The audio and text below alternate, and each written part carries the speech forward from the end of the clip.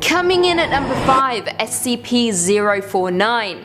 SCP-049 is a humanoid entity roughly 1.9 meters in height, which bears the appearance of a medieval plague doctor. And those dudes are utterly terrifying. While SCP-049 appears to be wearing the thick robes and the ceramic mask indicative of the plague doctor, the garments instead seem to have grown out of its body over time and are now indistinguishable from whatever form is beneath them. 049 is capable of speech in a variety of languages, though tends to prefer English or medieval French. While 049 is typically cordial and cooperative with Foundation staff, it can become especially irritated or at times outright aggressive if it feels that it is in the presence of what it calls the pestilence. The exact nature of this pestilence is currently unknown to Foundation researchers. It does seem to be an issue of immense concern to 049 though. 049 will become hostile with individuals it sees as being affected by the pestilence, often having to be restrained should it encounter such. If left unchecked, 049 will generally attempt to kill any such individual. 049 is capable of causing all biological functions of an organism to cease through direct skin contact. How this occurs is currently unknown. Now 049 is contained within a standard secure humanoid containment cell in Research Sector 02 at Site 19, and it must be sedated before any attempts to transport it, and during transport it must be secured within a Class 3 humanoid restriction harness and monitored by no fewer than 2 armed guards. Here is hoping it stays there for as long as possible, because it would be bad news bears if this creature escaped. In at number 4, SCP-3626. SCP-3626 is a message that you might be reading right now. Persons who open 3626 will be transported to a pocket dimension, or otherwise separated from the outside world. All living beings within the line of sight will disappear. The details of this are unclear, as when affected subjects attempt to view objects different from the device currently displaying 3626 on, they will suffer hallucinations. These hallucinations may differ in nature, but they are sometimes connected with traumatic events from the subject's past, and often follow Moloch-class love-inducing anomalous vision patterns. Affected subjects are advised to avoid looking away from the screen. The influence is visible in the JPEG files. Do not stop listening to what I am saying. Now, the hallucinogenic properties of SCP-3626 make it difficult for subjects to leave their immediate area because they see things they shouldn't see. However, subjects who have managed to do so have found all the doors or windows barred and were unable to leave the room they were in when they first accessed 3626, trapped alone with their thoughts, paranoid that something is out to get them. There is nothing though, only your thoughts, only you. Now, it is unknown what happens when the hallucinatory effects are allowed to progress beyond the distortion point, due to the fact that no documentation for it is provided in 3626. It is assumed that the affected subject is unable to cancel the effects of the anomaly beyond this point. If 3626 is forwarded to another individual via electronic mail, the effects will cease, kind of like the ring. This is implied by the fact that no edits were made by individuals claiming to have forwarded the message. Now, whatever you do, do not seek out the message and do not look at the JPEG file. It will drive you to madness and transport you to an alternate dimension. Unless you like the sound of that. It's where I am right now. I read the message. Look at me. In at number 3, SCP-2700. SCP-2700 is a device originally constructed by Nikola Tesla with the purpose of producing a directed energy weapon. Investigation of the artifact while in Foundation custody, however, has proven that SCP-2700 possesses a function, distinct form, and is significantly more dangerous than its original designs. 2700 is contained in a vault that is 180 meters from the surface level entrance to a secure bunker. The vault itself is to be insulated against seismic activity and safeguarded by 3 sets of reinforced steel doors. Access to the vault is forbidden, barring semi-hourly inspection, unless there is a risk of imminent containment failure, and contingency procedures are necessary. All personnel entering the vault are to be equipped with backtrocs and collars, which are to be activated for any breach of protocol. Now, the luminescent anomaly located in the center of SCP-27003 is not plasma as previously indicated, but a discrete energy phenomena. now designated SCP-2700 Omega. Omega behaves inversely with regards to entropy. The energy state within it, its boundaries constantly move from the thermal equilibrium to thermal singularity, from disorganized to organized. In other words, the flow of energy moves from the state of maximum entropy to minimal entropy, which is opposite to the standard for the rest of the universe. Now here's where things get terrifying. I quote, "If SCP-2700 Omega were to escape the interior of SCP-2703, an inexorable chain reaction would occur, converting the rest of the universe to this inverted entropic state. The eventuality of this scenario would be a YK-class entropic annihilation event, resulting in the reduction of the entire universe to an infinitely energetic singularity. Essentially, it would be an inverted Big Bang." Yeah, you can see why this monster should never ever be released. It's terrifying. Coming in at number 2, SCP-055. SCP-055 is a self-keeping secret, or anti-meme. Information about 055's appearance as well as its nature, behavior, and origins is self-classifying. To clarify, I quote, "How Site-19 acquired SCP-055 is unknown. When 055 was obtained and by whom is unknown. 055's physical appearance is unknown. It is indescribable or invisible. Individuals are perfectly capable of entering 055's containment and observing it, taking mental or written notes, making sketches, taking photographs, and even making audio-video recordings. An extensive log of such observations is on file. However, information about 055's physical appearance leaks out of a human mind soon after such an observation. Individuals tasked with describing 055 after hours find their minds wandering and lose interest in the task. Individuals tasked with sketching a copy of a photograph are unable to remember what the photograph looks like, as are researchers overseeing these tests. Security personnel who have observed 055 via closed-circuit television cameras emerge after a full shift, exhausted and effectively amnesiac about the events of the previous hours. Now 055 is kept within a 5x5 by 2.5 meter square room constructed of cement, with a Faraday cage surrounding the cement walls. Security guards are not to be posted outside of 055's room. It is further advised that all personnel maintaining or studying other SCPs in the vicinity try to maintain a distance of at least 50 meters from the geometric center of the room. At least one attempt has been made to destroy 055 or possibly move it from containment at Site-19 to another site, meeting failure for reasons unknown. Essentially, this creature is so vague yet so powerful it should never ever be released. However, if it were to be released or even escape, you would have no idea about it because your memory would be erased. That's pretty terrifying. And finally, coming in at number 1, SCP-610. Initial reports of SCP-610 came direct from the Russian government through undisclosable channels. Their reports consisted primarily of disappearances of farmers in the region and were not considered until the local police, followed by the regional police, and finally a government dispatched agent all failed to report in within a 72-hour period. So what exactly happened? What is SCP-610? 610 appears to be a contagious skin disease, at first with symptoms including rash, itching, and increased skin sensitivity. Within 3 hours, the disease will cause blemishes resembling heavy scar tissue to form in the chest and arm areas, spreading to the legs and to the back within an additional hour, consuming the victim completely within 5 hours. It is also noted that exposure to higher temperatures vastly decreases time for the contagion to spread, and completed infections have been recorded occurring in as little as 5 minutes. Due to the vast area of infection 610 covers, containment for the creature is absolutely impossible. Isolation of the area has proved far more effective though, and permission has been granted by the Russian government to establish a perimeter to keep people out of these areas under the guise of military operations. Now here's where things get spooky. Should any organism show traits consistent with 610, it is to be engaged at range with small arms until immobile, then dispatched using incendiary weapons and munitions from as great a distance as possible.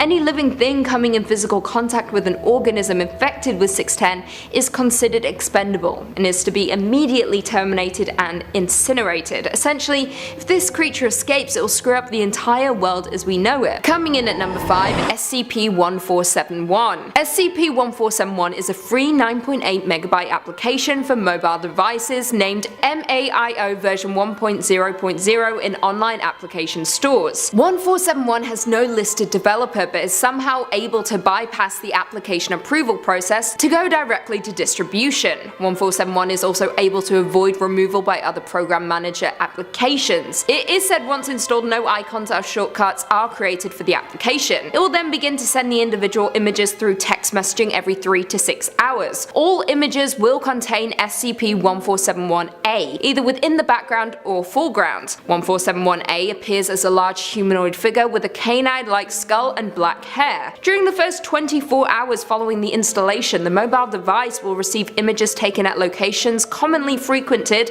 by the individual. After 48 hours, it will then receive images taken at the locations they were recently at. And after 72 hours, they will then receive images of the individual in real time, with SCP-1471-A appearing within close proximity to the individual. All devices that have 1471 installed are to be confiscated and analysed for any potential leads to other possibly affected devices. Afterwards, affected devices are to have their batteries removed or be assigned a designation and be placed in Storage Unit 91 at Research Site 45. Coming in at number 4, SCP-3199. 3199 is a sentient humanoid species of currently unknown biological origin, though some tissue samples suggest traces of domestic chicken and chimpanzee DNA. Instances of 3199 are hairless, stained with a thin layer of albumin, and stand at an average of 2.9 meters. The necks of SCP-3199 appear dislocated and are capable of twisting approximately 340 degrees, presumably due to the nature of SCP-3199's reproductive cycle. They are reported to be opportunistic hunters engaging with live subjects, and upon human or animal contact, they will proceed to liquefy the internal organs and bone structure of said victim. The cadaver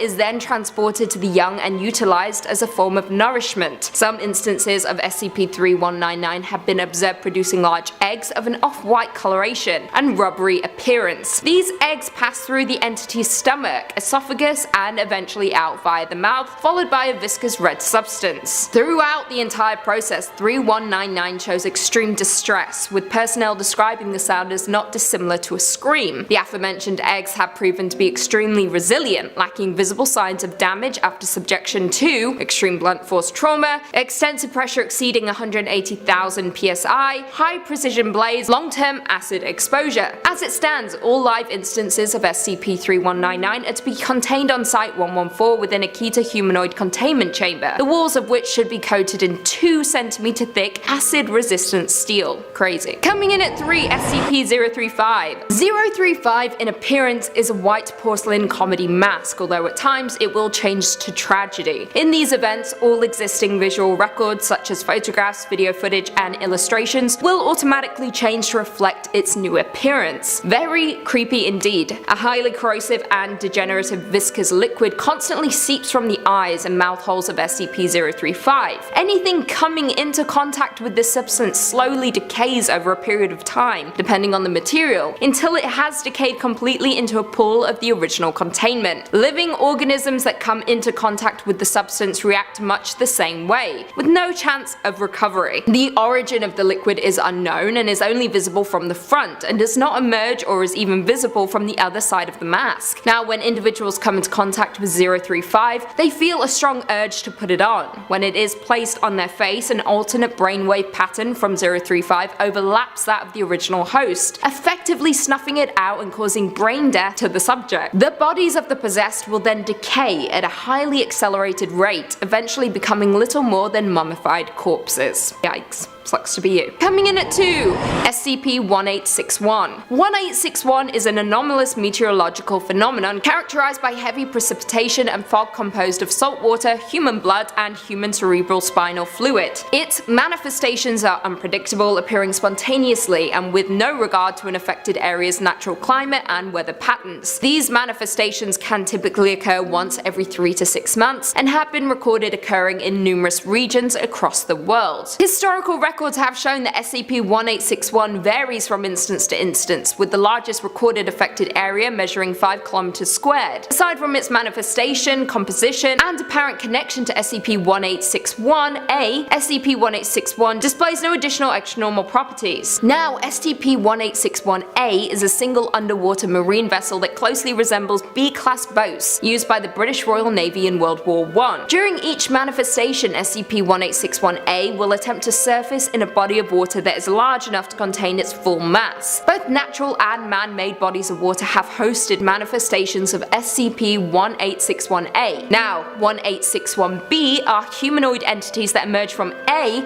during 1861's phenomenon. SCP-1861-B are dressed in full bodysuits resembling a deep-sea diving gear, although no discernible source or air supply. Instances of B are uniform in size and possesses speed and strength typical of an adult human male. Although most instances are sapient and capable of speech, approximately 9% possesses limited intelligence and are only sentient. If an instance of B encounters a human subject, it will attempt to persuade the subject into entering A, claiming that this action would be in the subject's best interest. Subjects who refuse may or may not be forcefully taken to SCP-1861-A, depending on the temperament of B. Now, if a human is lured in by these instances, they will begin to experience accelerated fatigue and lose consciousness, becoming completely inert until reintroduced to SCP-1861. Then blood, cerebrospinal fluid, and salt water will be left behind by SCP-1861 before it converts to regular rainwater. And finally, coming in at number 1, SCP-352. 352 is a very old, emaciated woman of indeterminate age and race, but is reported to speak Old Russian with an accent and dialect that makes translation very difficult. She is unwilling, seemingly, to communicate, with many of the conversations thus far consisting of threats or statements of revenge. 352 has never identified herself by name, and due to her aggressive nature, it has been impossible to determine any background information. She is said to possess a level of strength and speed much higher than what should be possible for a person of her assumed age and dimensions, and has been shown moving loads in excess of 200 kg with very little strain, as well as moving up to speeds of 70 km per hour. 352 can also recover from wounds that would be lethal to a human being, including decapitation and disemboweling. The regeneration can take between several days to several weeks depending on severity. Internally, 352 appears to be a normal human woman with muscles, bones, and organs in a state consistent with advanced age. Testing done on tissue samples has been inconclusive. More interesting still, 352 is capable of growing very thin, hair-like strands from any part of her body, seemingly at will. These strands can grow several meters in an hour and appear to be at least partially under the control of 352. They have been observed crawling along floors and up walls. These hairs are clear and nearly invisible to the naked eye and appear to be slightly weaker than the standard human hair. The strands are also coated in a thin layer of chemical enzyme identical to the enzyme in the saliva of 352. Now, she appears to be on a carnivorous diet with a strong preference for human flesh. In order to feed, she'll create a web of hair and wait for prey to become exposed to the enzyme and become more docile. She will often remove and eat the limbs of a prey item to prevent it from wandering away, and can even take several days to fully devour. Yikes. Coming in at 5, SCP-106.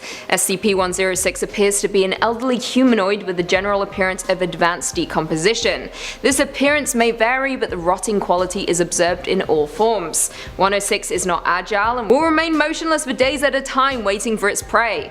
106 is also capable of scaling any vertical surface and can remain suspended upside down indefinitely. When attacking, 106 will attempt to incapacitate prey by damaging major organs, muscle groups, or tendons, then pull disabled prey into its pocket dimension.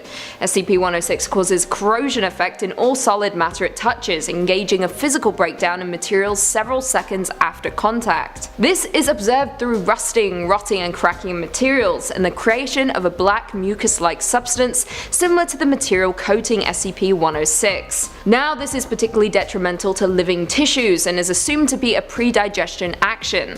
Corrosion continues continues for 6 hours after contact, after which the effect appears to burn out.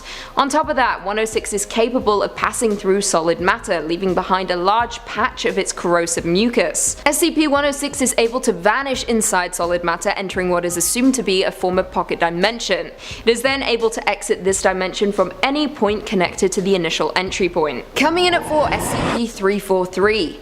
343 is a male, seemingly raceless humanoid in appearance with apparent omnipotence. It was first discovered walking the streets of Prague and detained after a staff member witnessed him disappear from the streets and then reappear on a rooftop. 343 is currently detained willingly in his chamber, as containment has proved impossible. According to Dr. Beck's addendum, SCP-343, nicknamed God by the staff here, looks like an older man, although his features are different to each observer.